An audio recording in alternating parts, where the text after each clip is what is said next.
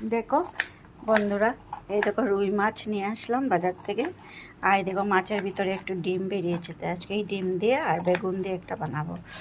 আর এদিকে দেখো ছোটো মাছ মিক্স আছে। দেখো অনেক দিন পর পেলাম এই মাছটা, আজকে বানাবো এটা।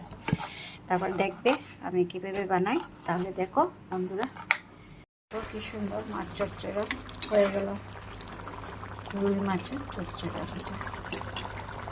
আর এইদিকে দেখো ছোটো মাছের করু, তোমরা কী বলো আমি জানি না, কিন্তু আমরা এটাকে করুই দিই।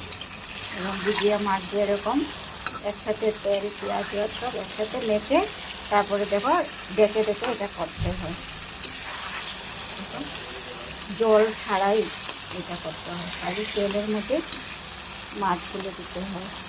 দেখো কি সুন্দর। এটার সাথে মুসুরি ডাল বানালে তো খুবই ভালো।